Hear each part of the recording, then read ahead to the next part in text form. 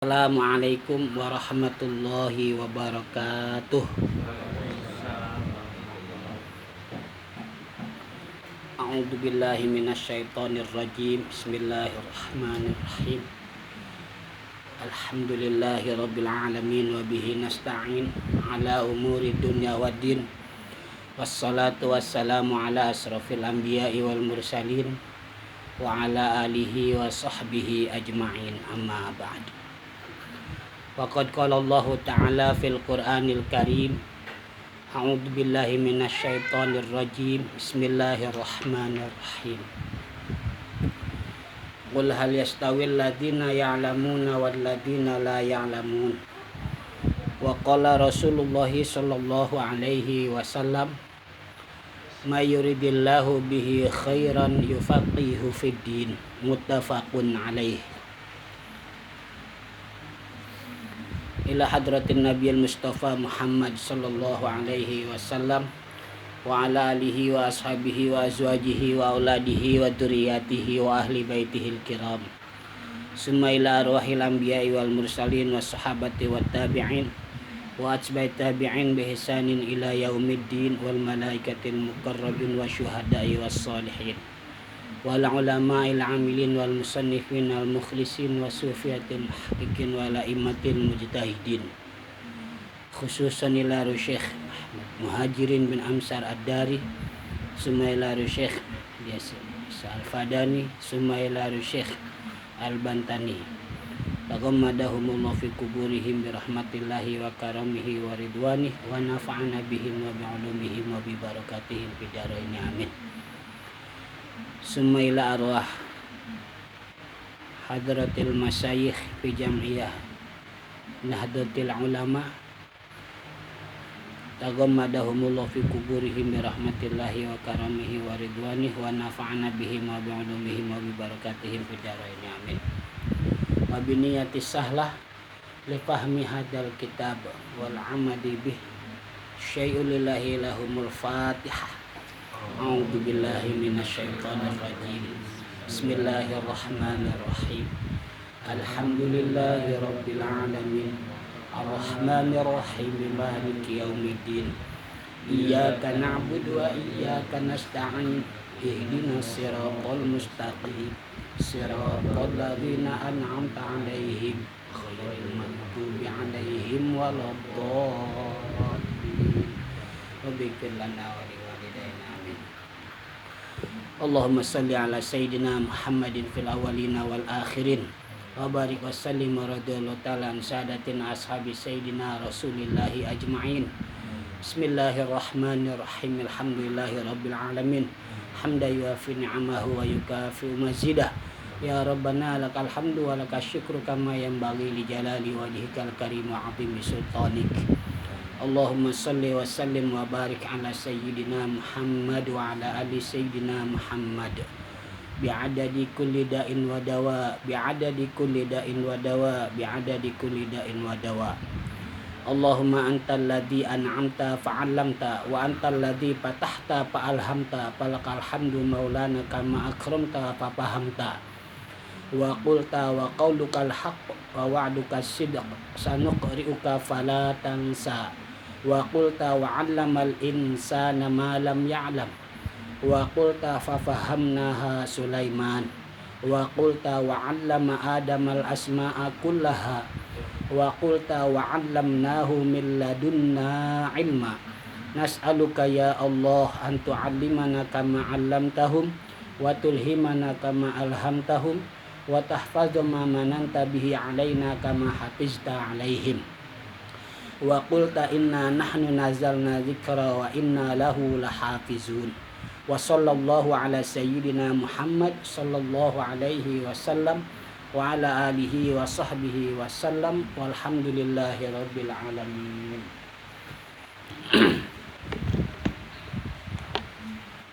Baiklah,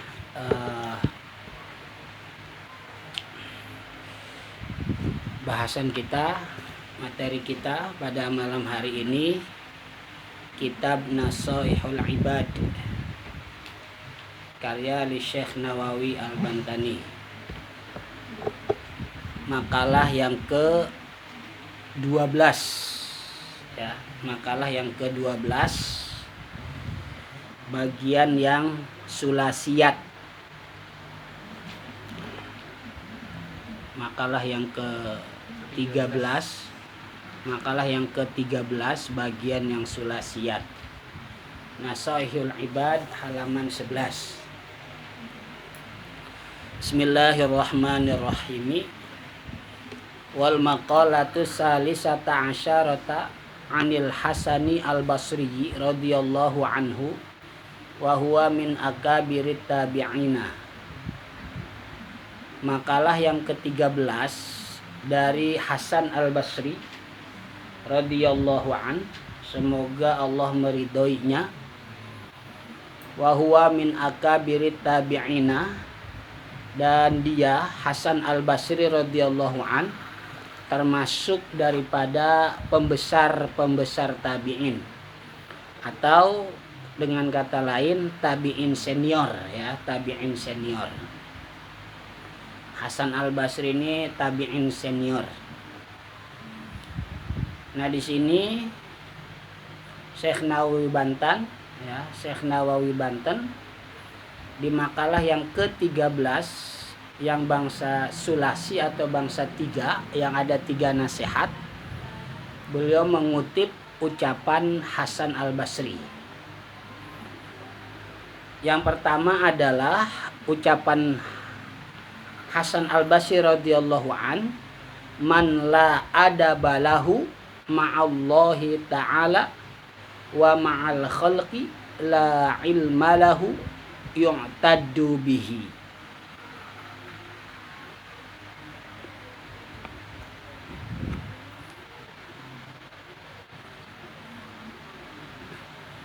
Yang pertama dari ucapan Hasan al-Basri radhiyallahu an, siapa orang yang tidak adab baginya bersama Allah Subhanahu wa ta'ala dan bersama makhluknya, maka niscaya tidak berilmu baginya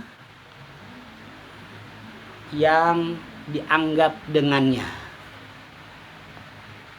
Man la adabalahu, siapa yang tidak ada adab baginya, ma'allahi ta'ala wa ma'al khalqi, bersama Allah Subhanahu wa ta'ala dan bersama makhluknya, la ilma lahu yu'taddu bihi, tidak ada ilmu baginya yang dianggap dengannya.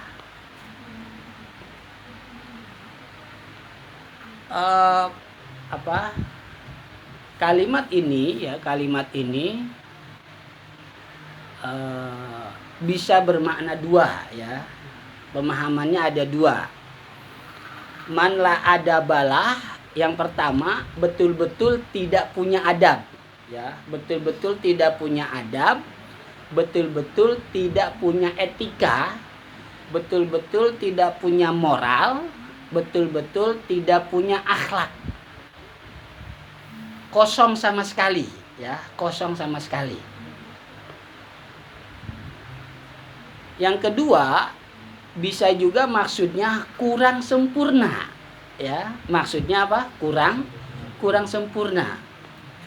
Jadi kurang sempurna adabnya, kurang sempurna etikanya, kurang sempurna akhlaknya, kurang sempurna moralnya. Nah, ini dua. Nah, kira-kira dari dua pemahaman ini yang mana tepatnya gitu ya? Kira-kira yang mana tepatnya?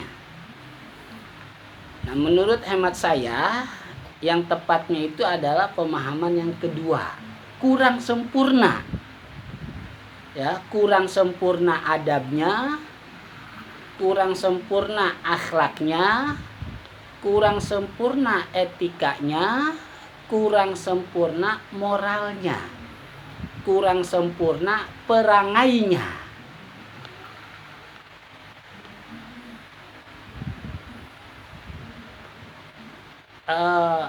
Ini perbandingannya sama seperti ada hadis begini, ada hadis La solata ya, la solata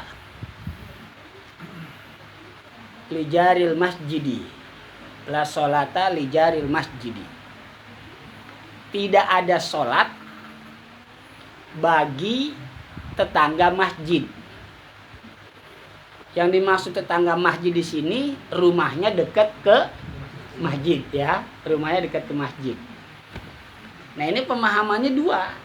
La solata, tidak ada solat, maksudnya yang pertama tidak sah solatnya ya, tidak sah solatnya. Tidak sah solatnya orang yang solat di rumah padahal dekat ke masjid ya, tidak sah. Ada yang memaknai gitu, tidak sah. Illa fil masjidi, kecuali di masjid dekat rumah dia. Nah ini pemahaman ini pun ada ya. Ulama yang memahami itu pun ada. Ya ada. Berarti ulama yang memahami tidak sah orang yang sholatnya di rumah padahal dekat ke masjid, kecuali di masjid yang dekat rumah dia, maka berarti orang yang nggak pernah jamaah ke masjid padahal dekat sama rumahnya, berarti selama dia sholat di rumah nggak sah sholatnya. Ya, nggak sah sholatnya. Gitu. Nah, ini ulama yang mengatakan jamaah itu hukumnya wajib. Nggak apa-apa, bener ya, bener, nggak salah, nggak salah. Tapi ada juga yang memaknai la solata tidak sempurna atau kurang sempurna. Kurang sempurna sholatnya kalau dia sholat di rumah padahal ke masjid dekat. Jadi dia nggak jamaah ya, nggak jamaah. Nah itu ulama yang kedua memahaminya kurang sempurna. Nah di sini ulama madhab Hambali ya, madhab Hambali Ahmad bin Hambal itu memahaminya nggak sah. Orang yang sholat di rumah nggak pernah ke masjid. Masjid ini dua ya, ada masjid jami, ada masjid ghairu jami ya. Jadi kata mazhab Hambali kalau dia sholatnya di rumah padahal masjid dekat ke rumahnya, nah itu sholat dia nggak sah ya, sholat dia nggak sah. Tapi menurut Imam Syafi'i bukan nggak sah, tapi nggak sempurna. Itu semua dipahaminya apabila tanpa ada ujur ya, tanpa ada ujur. Kalau ada ujur mah boleh kayak sekarang nih, ya kan? Kayak sekarang nggak apa-apa, ya nggak apa-apa. Nah berarti kita pun harus memaklumi ya, harus memaklumi tetap bagi sebagian orang mungkin ada yang tetap masih mau di rumah, sekalipun padahal sudah sesuai dengan protokol kesehatan. Udah biarin, nggak apa-apa ya, nggak apa-apa ya, nggak apa-apa, nggak ada masalah. Jangan dipermasalahkan ya, nggak ada masalah, semuanya boleh. Terus yang tetap udah ini udah sesuai ya nggak apa-apa juga, semuanya juga benar ya, semuanya juga baik. Yang nggak baik itu bukan. Yang nggak baik itu merasa benar sendiri atau merasa paling benar ya. Itu merasa suci dirinya ya. Emang sering kalimat ini sering ya. Yang nggak baik itu yang nggak sholat jangan ya. Jangan. Bukan berarti melegalkan, enggak ya, naudzubillah min dzalik. Janganlah ya, jangan kita ucapkan yang nggak sholat itu nggak baik lah, jangan. Ya dia pasti ada kebaikannya itu, ya ada. Nah itu, ini perbandingan ya, perbandingan kalimat tidak ada adab. Jadi bisa dua, tidak ada sama sekali adabnya, nol berarti ya, nol. Atau yang kedua kurang sempurna adabnya, tetap berarti masih ada, cuman berapa persen, nah ini dia. Nah saya lebih kecenderungannya yang kedua, manlah adabalahu, orang tidak sempurna, kurang sempurna adabnya, kurang sempurna akhlaknya, kurang sempurna etikanya, kurang sempurna perangainya. Nah, kalau saya ya lebih cocoknya ke situ. Ma'allahi ta'ala. Adab kepada Allah Subhanahu wa ta'ala. Adab kepada Allah Subhanahu wa ta'ala itu apa? Ya, adab kepada Allah Subhanahu wa ta'ala itu apa? Begitu juga adab kepada sesama makhluk.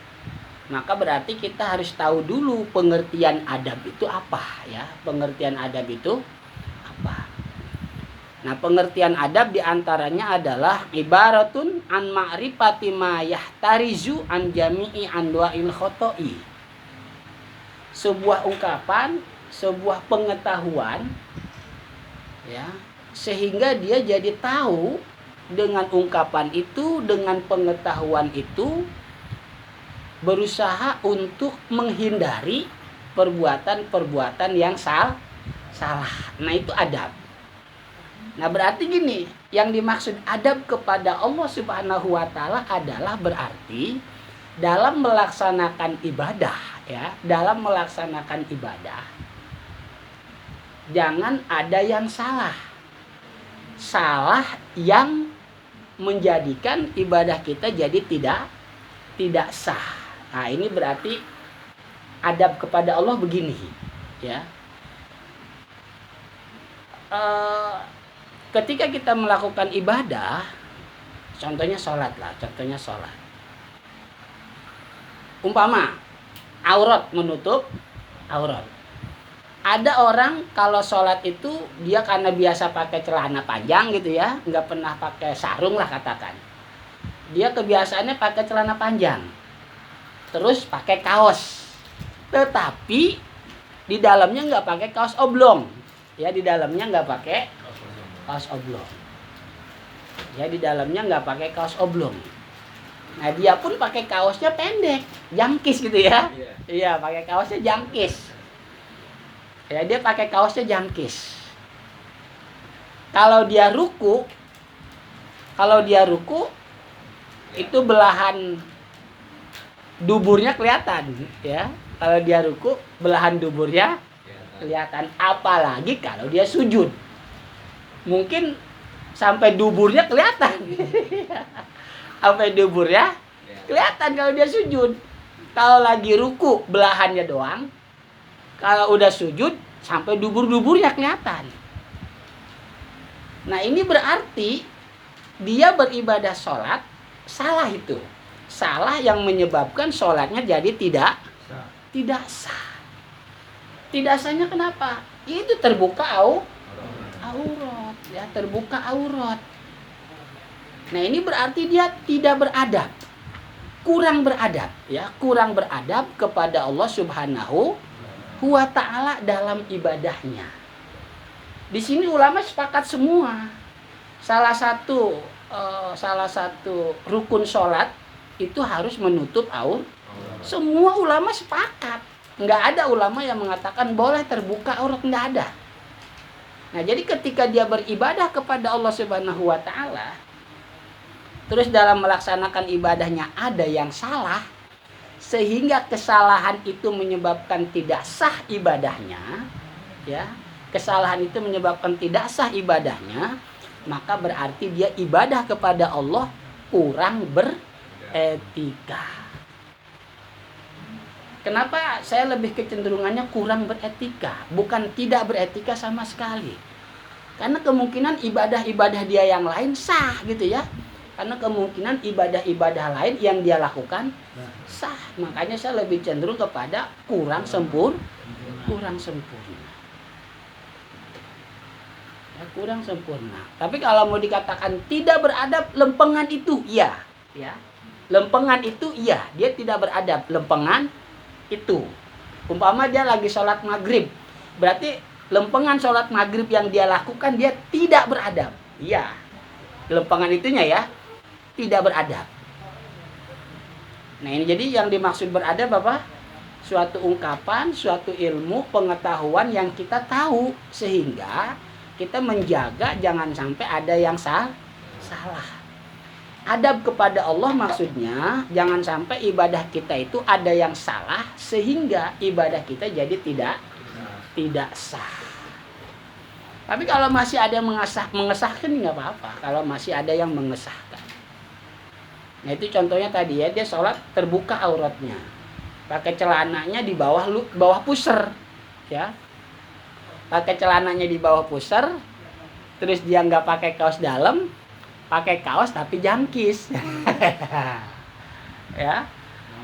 Nah, ini udah salah banget, ya, udah salah banget, ini udah salah banget. Nah ini menyebabkan salah ibadah yang akhirnya nggak sah. Maka berarti dia kurang sempurna adabnya kepada Allah Subhanahu. Tapi kalau kita bilang lempengan itunya dia tidak beradab, iya, lempengan itunya ya, lempengan di situnya iya dia tidak beradab. Nah itu yang dimaksud dengan beradab kepada Allah Subhanahu. Jadi yang dimaksud beradab kepada Allah Subhanahu wa taala adalah dalam beribadah jangan sampai ada kesalahan yang kita lakukan sehingga menjadikan ibadah kita jadi tidak sah. Nah, itu jangan sampai itu terjadi. Nah, kalau itu tidak terjadi, maka berarti kita beradab kepada Allah Subhanahu wa taala.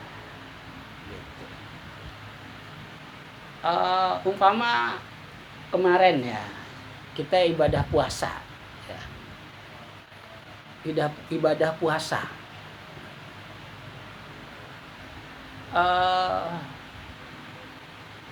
Ada gitu ya, ada yang berpendapat bahwa kita lagi sahur nih ya, udah ada yang azan ya, udah ada yang azan subuh ya, udah ada. Nah di situ ada yang berpendapat selama azannya belum selesai puasanya sah ya, selama azannya belum selesai puasanya sah. Ada yang berpendapat begitu. Tapi ternyata pendapat itu dia salah paham, ya. Ternyata pendapat itu dia apa? Salah paham.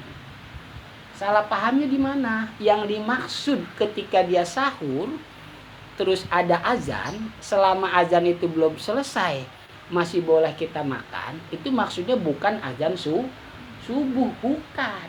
Azan apa? Azan yang pertama sebelum waktu subuh. Azan ngapain? Azan bangunin ya, azan ngebangunin orang sahur tuh, di situ maksudnya azan yang itu.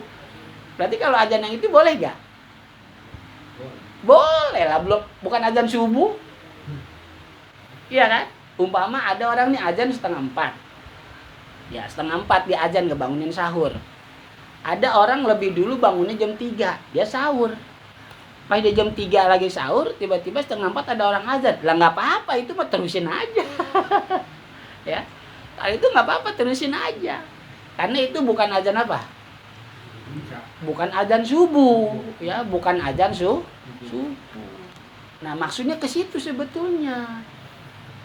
Nah, jadi kalau kita pakai pemahaman yang pertama, boleh ketika azan subuh kita masih boleh makan selama azan itu belum selesai. Ini salah, ya. Ini salah. Ya, ini salah. Nah, kalau dia melakukan itu, ya puasanya nggak sah berarti. Iya kan? Lah udah azan subuh dia masih makan. Gitu. Nah, ini berarti dia kurang beradab, ya. Kurang beradab kepada Allah Subhanahu wa taala. Nah, intinya berarti yang dimaksud beradab kepada Allah Subhanahu wa taala adalah dalam kita beribadah mahdoh, khususnya ya, dalam kita beribadah mahdoh jangan sampai ada kesalahan yang kita lakukan sehingga menjadikan ibadah mahdoh kita jadi tidak sah. Nah, kalau itu tidak terjadi, ibadah mahdoh yang kita lakukan itu sah menurut syariat sesuai dengan aturan fikihnya, maka berarti kita beradab kepada Allah Subhanahu wa taala. Tapi kalau dalam melakukan ibadah mahdoh khususnya ada yang salah, yang kemudian salah itu menyebabkan ibadah mahdoh kita nggak sah, ya. Nah berarti kita kurang beradab kepada Allah Subhanahu wa Ta'ala. Nah, itu tadi. Contohnya dia lagi sahur, udah azan subuh, dia masih tetap aja makan. Keyakinan dia, lah belum selesai ini azannya masih boleh. Itu salah. Ya, itu salah. Ya, itu salah. Apanya? Ya. Terus begitu juga yang tadi sholat pakai celana panjang di bawah pusar, nggak pakai kaos dalam, dia pakai kaos luar tapi jangkis. Lagi ruku belahan duburnya kelihatan, lagi sujud sampai dubur-duburnya kelihatan. Sampai mungkin bulunya juga kelihatan tuh bulunya, saking panjangnya. Nah ini makanya diperhatikan ya. Nah itu yang dimaksud beradab kepada Allah Subhanahu wa Ta'ala. Nah yang kedua, beradab kepada makhluk. Ini kayaknya yang berat ini. Ya. Berat banget ini. Ibadah mahdoh. Ibadah mahdoh itu sholat, puasa, zakat, dan haji. Nah, itu ibadah mahdoh. Ya. Ibadah yang aturan-aturannya, ya, peraturan-peraturannya itu langsung dari syariat yang memberikan penjelasannya, ya, secara global. Ya, ada juga yang tertentu tapi rata-rata secara global, itu namanya ibadah makhluk. Nah, yang kedua beradab kepada makhluk. Ini yang berat kayaknya, ya, ini berat ini, ya, Masya Allah ini yang berat. Beradab kepada makhluk berarti tidak berbuat negatif, ya. Tidak berbuat negatif kepada sesama makhluk. Ini yang berat ini. Mencaci, memaki, membuli, memfitnah, menjelek-jelekan, menghina. Terus apa lagi? Mengucilkan, apalagi sampai tahap mengkafirkan. Ya, ini berarti kurang adabnya kepada makhluk. Ya, kurang adabnya kepada makhluk. Makhluk di sini bisa makhluk sesama manusia, bisa juga makhluk kepada hewan, bisa juga makhluk kepada tumbuhan. Makhluk sesama manusia bisa dua. Manusia sesama muslim dan manusia sesama manusia, yaitu non muslim. Ya. Jadi orang kurang adabnya, kurang etikanya, kurang moralnya, kurang akhlaknya, kurang perangainya kepada makhluk Allah Subhanahu wa Ta'ala, baik manusia, hewan, dan tumbuh-tumbuhan. Manusia pun baik manusia yang muslim ataupun non muslim, kalau dia berbuat negatif, nah itu kurang adabnya, ya, kurang adabnya. Nah, kalau itu terjadi kepada Allah kurang adab, kepada makhluk kurang adab, la ilma lahu yu'tadu bihi, maka ilmunya berarti apa? Ilmunya kurang bermanfaat. La yu'tadu, la ilma lahu yu'tadu bi, berarti ilmunya nggak dianggap, artinya percuma gitu ya, percuma. Tapi nggak boleh dibilang nggak berilmu sama sekali, enggak ya, enggak. Ya mungkin lebih bijaknya kita anggap kurang bermanfaat ilmunya. Karena yang dimaksud dengan ilmu bermanfaat itu apa?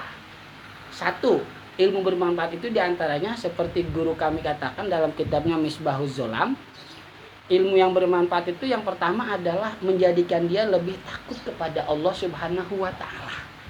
Nah, ini bermanfaat. Lebih takut dia kepada Allah Subhanahu wa Ta'ala. Yang kedua, itu bisa merubah tingkah laku dia. Bisa merubah perangai dia.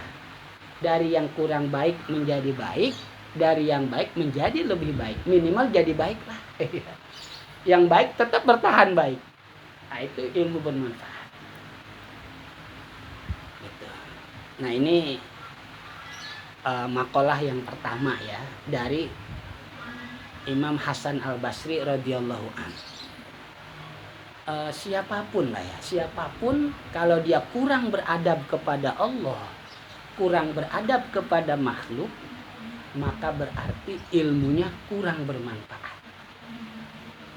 Tapi ya kita belajar tasawuf atau akhlak ya, belajar tasawuf atau akhlak bukan untuk menilai orang lain ya, bukan untuk menjustifikasi orang lain, bukan untuk menunjuk orang lain, tapi untuk menunjuk diri kita sendiri. Apakah selama ini ibadah yang kita lakukan kurang adab, kurang aturan fikihnya? Apakah selama ini kita kurang adab kepada sesama makhluk? Maka apabila itu terjadi, berarti ilmu kita kurang bermanfaat. Ya kalau dikatakan tidak bermanfaat, enggak juga ya. Karena kan pasti di lain waktu, di lain kesempatan, di lain tempat, dia nggak begitu gitu kan. Dia nggak begitu. Gitu. Masih ada baiknya, bahkan mungkin bisa lebih banyak. Kita husnuzon gitu ya. Nah jadi ini untuk diri kita sendiri aja ya. Ketika kita melihat ada orang seperti itu ya, ketika kita melihat ada orang seperti itu, ya Rasulullah SAW pernah mengajarkan seorang sahabat ketika hal itu terjadi, melihat ada orang yang kurang baik, di antaranya doanya apa? Allahumma la taj'alni minhum. Ya Allah ya Tuhanku, jangan kau jadikan aku termasuk dari mereka. Ain. Kalau kita melihat ada orang apa? Kurang beradab ya. Mungkin dia kerjaannya mencaci, memaki, membuli, apa segala macam gitu ya. Nah, kita Allahumma la taj'alni minhum. Ya Allah ya Tuhanku, jangan kau jadikan aku termasuk bagian dari mereka. Ya kalau mau lebih baik lagi doain Allahumma hdihi wa tub alaihi waghfir lahu asarotihi. Ya Allah ya Tuhanku, kasih orang itu hidayah. Kalau dia dapat hidayah, watub alaihi, pasti dia mau taubat kan? Terima taubatnya. Dan kalau dia bertaubat, pasti kesalahan-kesalahannya diampuni oleh Allah Subhanahu. Ah ini kayaknya yang baik begini nih, ya yang baik begini. Kadang-kadang kita dari waktu aja tahu ngantor ngomong orang gitu, pasti kita debat. Ya kalau walaupun ngomonginnya dia itu baik itu. Ya, hal yang baik itu bukan keburukannya gitu. Ya kalau hal yang baik mah nggak apa-apa. Iya ini kan ngomongnya kalau nggak baik ya, kalau nggak baik. Jadi kalau dia melakukan hal yang nggak baik, tadi diantaranya doanya. Kalau nggak bisa bahasa Arab, bahasa Indonesia aja dah. Ya Allah, jangan kau jadikan aku termasuk bagian dari mereka gitu. Atau doa yang lain, ya Allah kasih orang itu hidayah, terima taubatnya dan ampuni segala kesalahannya. Ampuni kesalahan-kesalahannya ya, ampuni kesalahan-kesalahannya. Nah itu dia. Ini baru satu makalah dari Imam Hasan Al-Basri. Kesimpulannya kata Imam Hasan Al-Basri, kurang adab kepada Allah, kurang adab kepada makhluk Allah, maka berarti ilmunya kurang bermanfaat ya, ilmunya kurang bermanfaat. Dan ini bukan untuk menilai orang lain, bukan untuk menunjuk orang lain, bukan untuk menjustifikasi orang lain, tapi untuk diri kita sendiri ya, untuk diri kita sendiri, untuk diri kita sendiri. Nah itu makalah yang pertama dari Hasan Al-Basri. Makalah yang kedua, waman la sabrolahu ala tahammulil balaya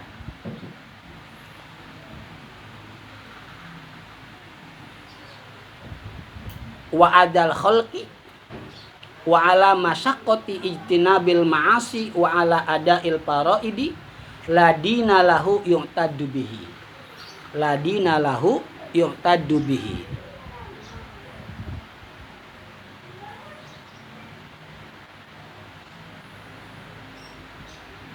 Orang yang kurang sabar ya, kurang sabar orang yang kurang bersabar, ini kayaknya untuk sekarang tepat nih ya. Sedang terjadi wabah seperti ini, menguji kesabaran kita ya.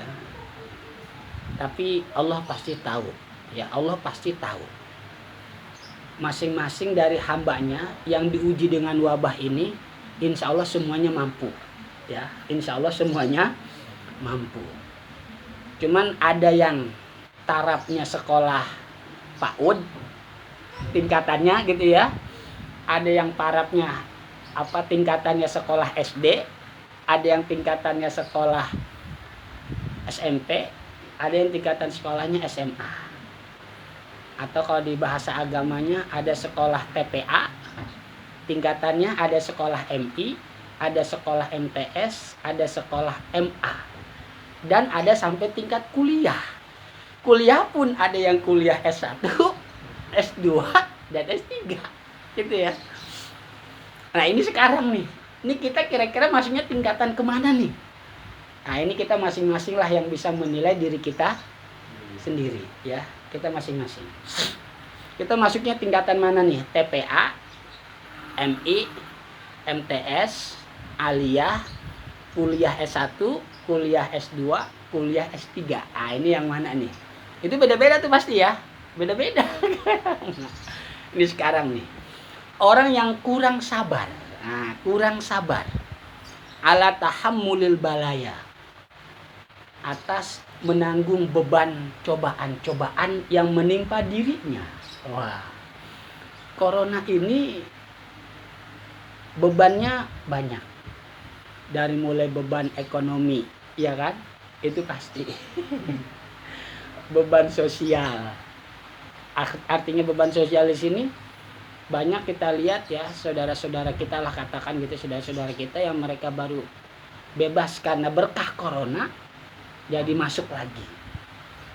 Ya. Nah ini diantaranya mungkin beban sosial. Beban politik juga ada. Dengan corona ada yang politiknya politik pecah belah umat gitu ya, politik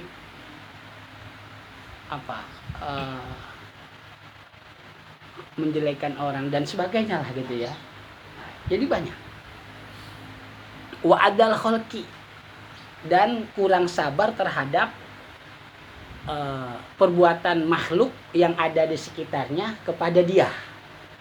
Nah ini kurang sabar ya, kurang sabar. Bukan nggak ada sabar sama sekali, ada, tapi kurang sabar. Mungkin ada yang mengatakan kita dia gitu kan, cuma sekedar gitu doang, bikin kita jadi sakit gitu ya. Terus jadi sabar di sini yang pertama menanggung beban cobaan ya, menanggung beban cobaan. Yang kedua menanggung beban sikap negatif dari orang lain ke kita ya, dari orang lain ke kita. Yang ketiga susah meninggalkan maksiat. Susah meninggalkan maksiat. Ini pun harus ada sabar ya. Maksiat di sini bukan hanya maksiat besar ya. Apa sih pengertian maksiat? Pengertian maksiat itu mukhalafatul amri qasdan, menyalahi perintah syariat dengan sengaja dia lakukan. Nah itu maksiat namanya. Sengaja ya, faktornya sengaja. Kalau nggak sengaja mah nggak apa-apa. Tapi bukan disengaja-sengajain ya, beda ya, beda.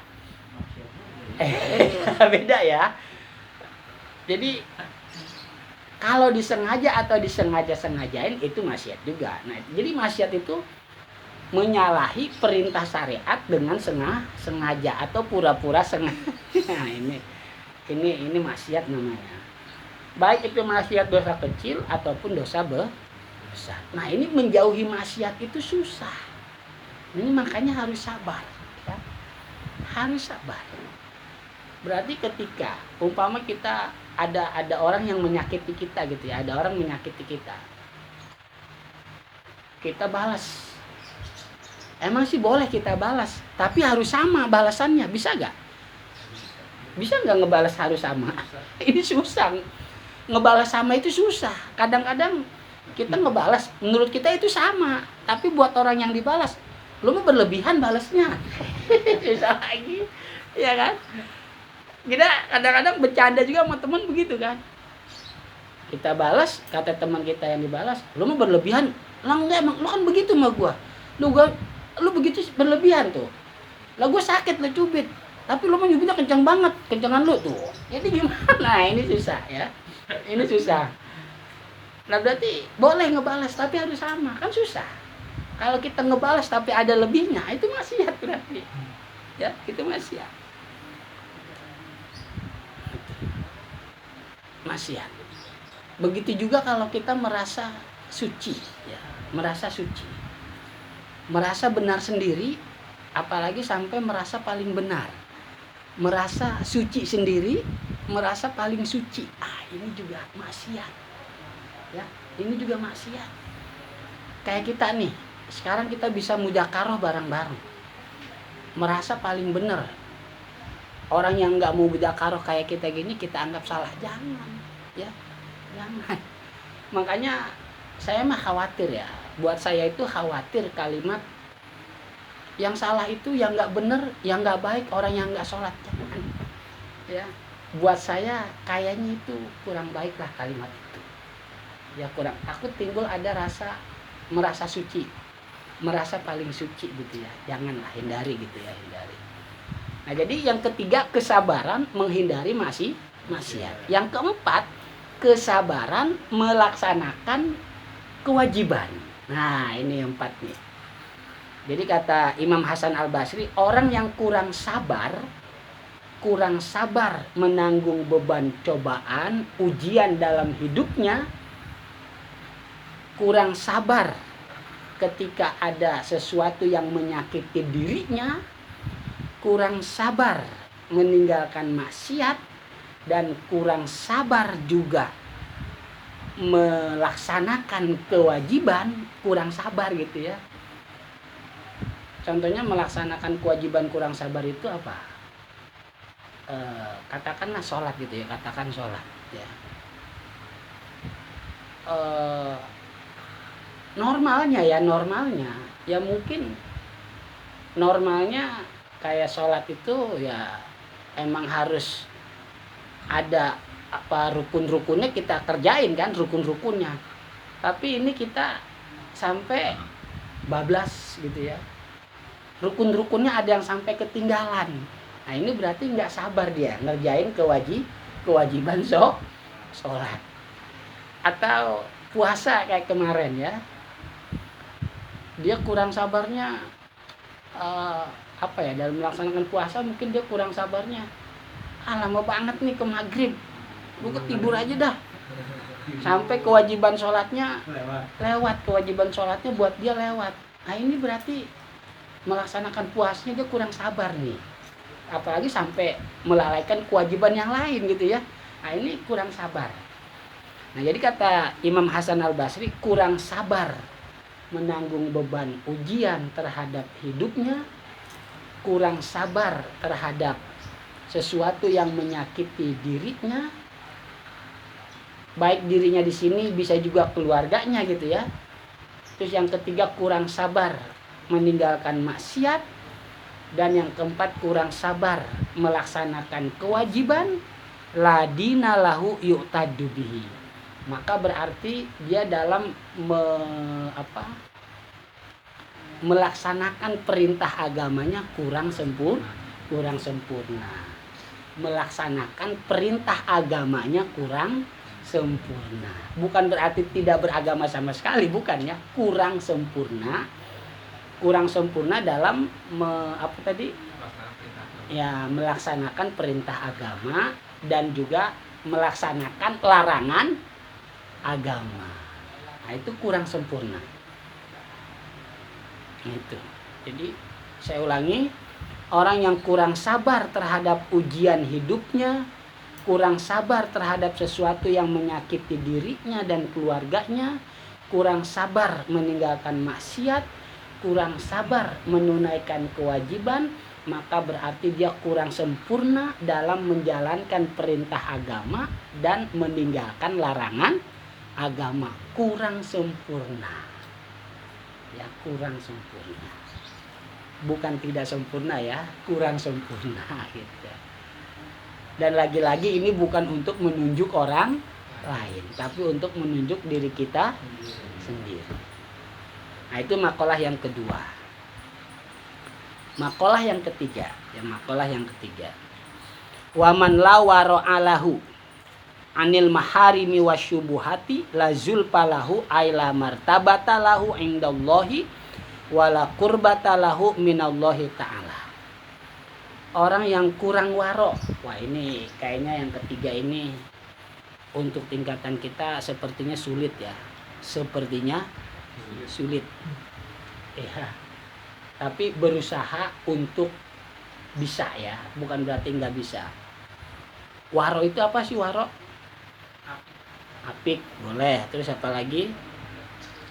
Waro.